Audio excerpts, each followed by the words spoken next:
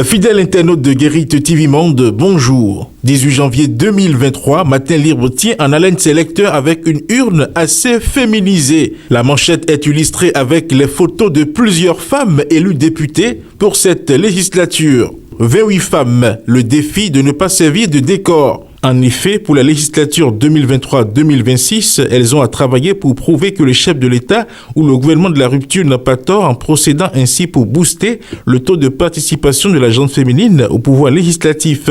Pour réussir ce challenge, ces 28 femmes élues devront à tout prix éviter de faire de la figuration ou éviter de servir de décor pour cette législature qui sera installée le 12 février 2023. S'illustrer de façon exemplaire en contribuant par des interventions remarquables au débat devient un impératif. Autrement dit, le peuple béninois, qui est l'examinateur qui note chacun des parlementaires, saura le moment venu faire la part des choses. Les 28 parlementaires femmes ont donc intérêt à faire mieux que feu Rosine Vieira-Soglo, Rafiatou Karimou et consorts.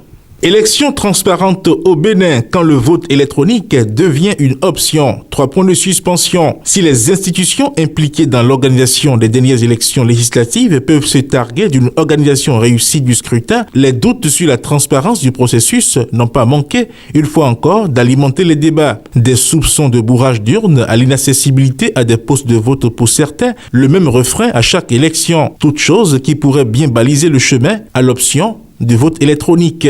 Quittons maintenant le desk politique. Retrouvailles des 7 ans, le tissu de la 2e édition présentée samedi prochain. Après la première édition qui s'était déroulée à Adjara, c'est le site du marché de Rouedo dans la commune d'Abomey-Calavi qui a été choisi par le bureau national de l'association des fils et filles 7 ans d'Odomolo du Bénin et de la diaspora pour célébrer la 2e édition de leur retrouvaille annuelle. Ce samedi 14 janvier 2023, le président national de l'association, M. Zanou Ronwigan, a conduit au palais royal de Révier les membres de son bureau pour aller donner à l'autorité traditionnelle la primeur des informations entrant dans le cadre de l'organisation de cette célébration. Pour boucler à présent, information du desk santé, mortalité en 2021, décès d'un enfant ou jeune chaque 4,4 secondes. Dans une de ses récentes publications, l'Organisation mondiale de la santé faisant référence à un rapport de l'ONU révèle qu'en 2021, un décès d'enfant ou de jeune a été enregistré toutes les 4,4 secondes. Environ 5 millions d'enfants sont décédés avant leur 5e anniversaire et quelques 2,1 millions d'enfants et de jeunes âgés de 5 à 24 ans ont perdu la vie en 2021 d'après les dernières estimations publiées par le groupe Interorganisation pour l'estimation de la mortalité juvénile